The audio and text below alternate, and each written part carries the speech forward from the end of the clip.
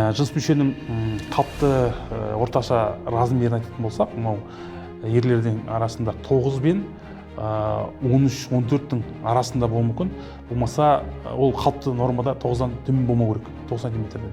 9 сантиметр төмен болса, бұл микропенис, болмаса кіші жыныс мүше болып саналады.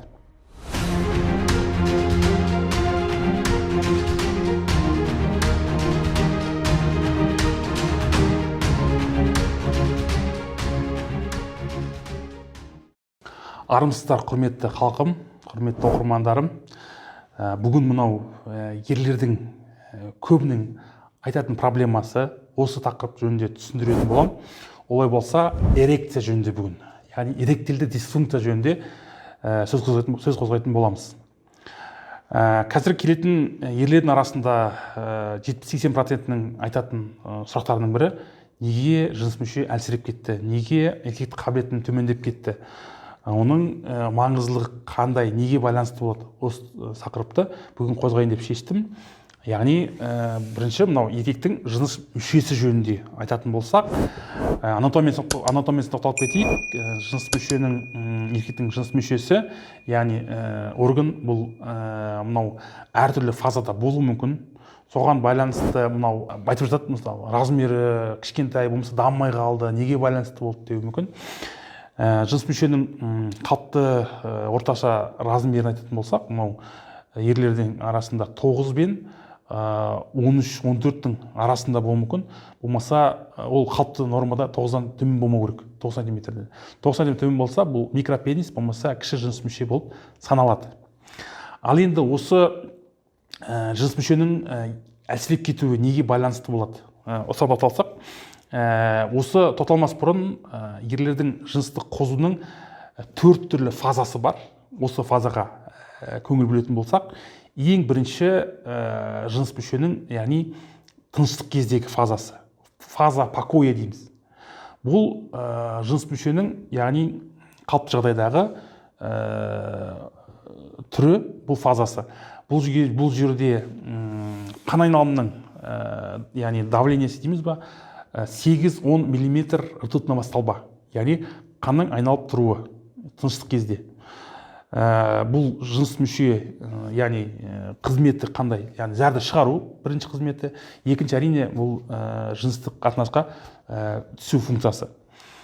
Осы жыныс мүшенің, яғни қозуының 4 фазасы бар. Бірінші айтып кеттік, яғни тыныштық фазасы.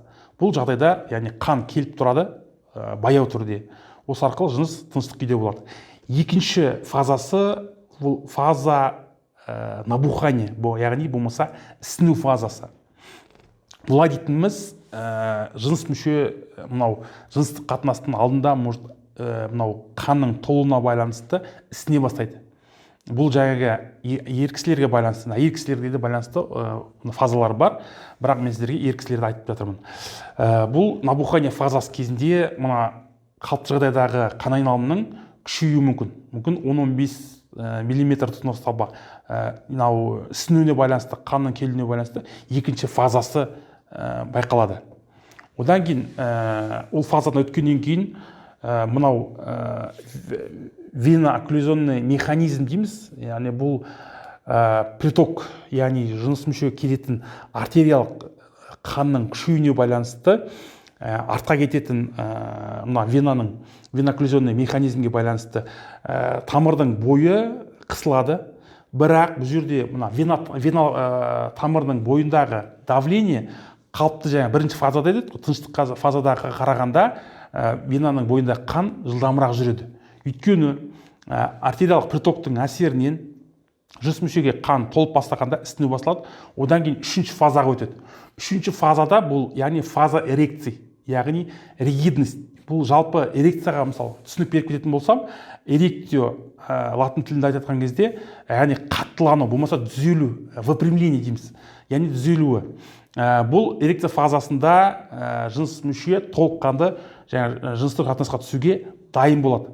Бұл жердегі артериялық тамырдың бойынан притоктың күшеюіне байланысты мүшеге қан толады да, артқа кететін вено-окклюзионный механизмге байланысты венаның бойындағы тамырдың кетуі сәл баяулайды. Сол кезде қанның толуына байланысты кеуекті, яғни кавернозное тело, каверноздық дененің, кеуекті дененің қанға толуына байланысты еркектің жыныс мүшесі жыныстық қатынасқа дайын болады. Осы кезде жаңағы жыныстық қатынас болады. Одан кейін мысалы осы жыныс қатынастың уақыттары мысалы айтатын болсақ әрқалай болуы мүмкін. Қалыпты жағдайда мысалы 2 минуттан жоғары мысалы 3 минут, 7 минут жыныс қатынас болуы мүмкін. Одан кейін 7 минут, 15 минут, 30 минут арасында ол енді ағзадағы гормонға байланысты уақыт ұзаруы мүмкін.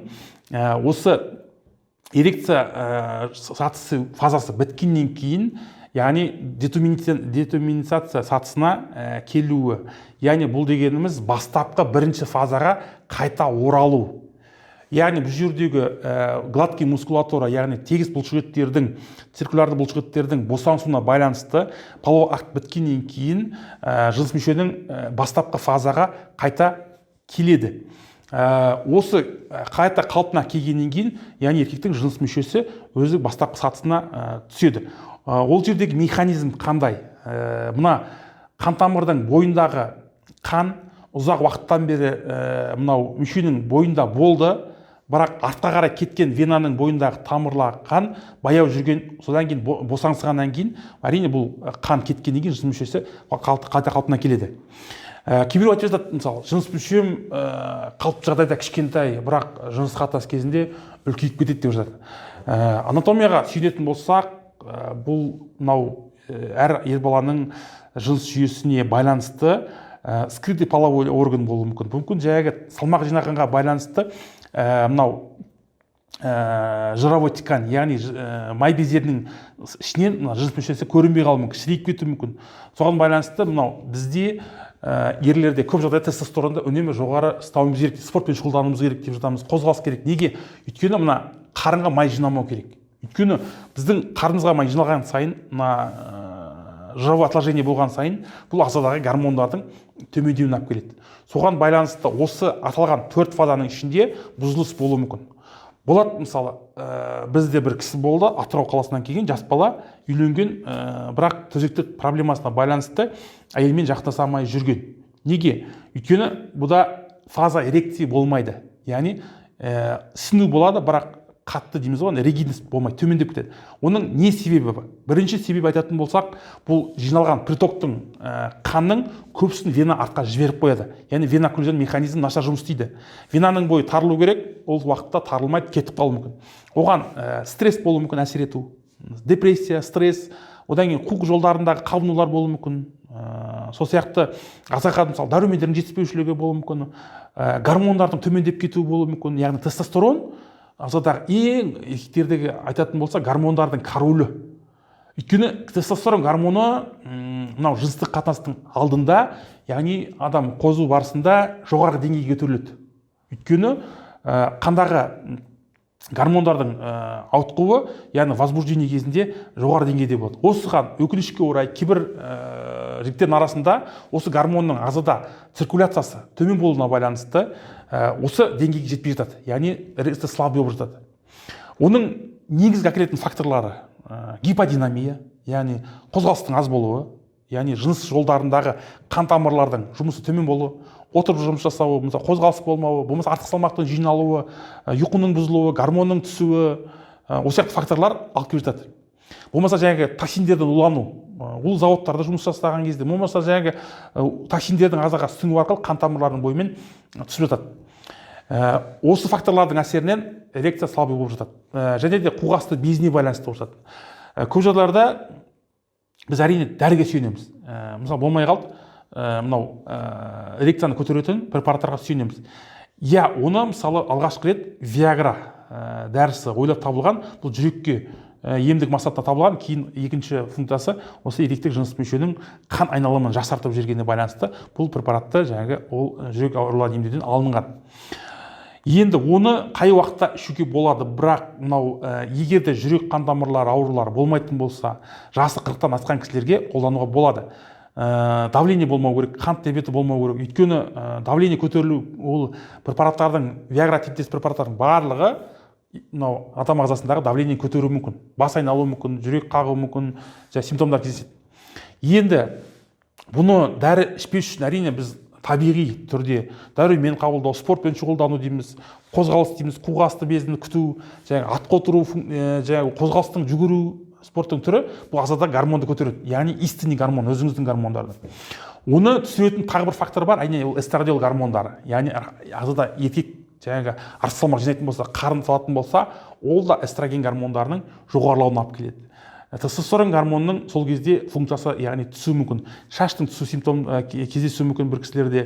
Одан кейін жаңағы қуғасты безінің қабынуы болатын болса, бұл да гормонның төмендеуіне алып келеді. Былай айтады ма, керісінше гормонның төмендеуі қуғасты безінің өзінің функциясын төмендетуіне алып келуі мүмкін. Сол сияқты осы эрекцияның әлсіреп кетуі біздің өзімізге байланысты, салауатты өмір салты болмағанына байланысты, дұрыс тамақтанбауымызға байланысты. Содан кейін жаңағы алкоголь, жаңағы наркотикалық шылымдардың шегілуі, осылардың барлық қан тамырдың бойын бітеуі мүмкін, қанның қойылауы мүмкін.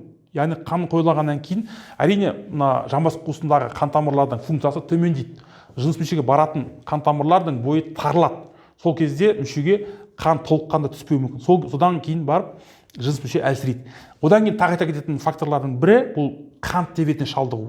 Қант диабетіне шалдыққан кезде өкінішке орай осы тамырлардың бойы зақымданады. Яғни бұл жерде атеросклероз пайда болуы мүмкін, яғни қан тамырдың бойындағы қанның қойылуына байланысты, сол жердегі ұсақ тромбтардың пайда болуы, болмаса жыныс мүшеге баратын тамырдың бітелуі, жаңағы артериоспазм болуы мүмкін. Соған байланысты осы факторлардан көбісі өкінішке орай жыныс мүшеге әсерін тигізеді. Қарап отырсақ, қант диабетімен ауыратын кісілерде қанттың деңгейі қалыптан кетіп қалатын болса, бұл тамырға шабады. Одан кейін бүйрекке шабуы мүмкін қант, көзге шабуы мүмкін, басқа да органдарды әлсіретуі мүмкін. Соған байланысты ең маңызды айтатынымыз бұл жерде дұрыс тамақтану. Егер мына ағзадағы инсулин гормонының балансы бұзылатын болса, бұл әрине қант диабетке ұшырайды. Қант диабетінің ең соңғы сатыларының бірі осы еркектік қабілеттің төмендеп кетуі, жыныс мүшенің мүлдем жұмыс істемеуіне алып келеді. Яғни эректильді дисфункция. Бұл жерде қандай шешім? Егер де мынау жыныс мүшенің әсері байқалатын болса, спортпен шұғылданып, гормоныңыз көтеру арқылы өзіңіздің организмдегі еркектік қабілетті көтере аласыз. Екінші шешімі дұрыс тамақтану, спорттың болуы. Үшінші шешім, егер де мынау қант диабеті сізде жүретін болса, сахарыңызды қалыпты ұстамайтын болсаңыз, ол кезде ең соңғы сатысы әрине ешкім басына бермей қойсын, протез қою. Яғни протезді не үшін қояды? Жыныс мүше мүлдем істемейді. Қант диабетінің асқынуына байланысты, яғни мүше істемегеннен кейін осы кеуекті каверноздық денешікке мынау арнайы протездерді қазіргі уақытта ойластырып табылған, соны орнатады. Оның жаңағы точкасы жаңағы жұмыртқаның тұсында болады, вакууммен жасалады, жаңағы силиконмен жасалады. Сол арқылы жаңағы жыныс қатынасқа түсіп, өзінің эрекциясын қайта қалпына келтіреді. Әрине ол жағдайға ешкімді апармасын. Соған байланысты бүгінгі біздің тақырыбымыз осы еркектердің күш қуатының, жыныс мүшесінің мықты болуына арналған. Солай болатын болса, достар, әрқашанда өзіңізді жақсы ұстау, ол өзіңіздің денсаулығыңызға байланысты, өзіңізге қарауыңызға байланысты. Көп жағдайларда бірінші өзімізге көңіл бөлейік, спортпен шұғылданып жүрейік. Әрқашанда спорт, әрқашанда спортпен айналысу, әрқашан кеш емес, қандай түрі болсын спорттың, дене қимылы болу керек. Ең болмағанда жаяу жүріңіз. Денсаулығыңыз мықты болсын, әрқашанда ең сау ұрпақты әкелуге тырысып жүрейік. Сау саламатта болыңыздар.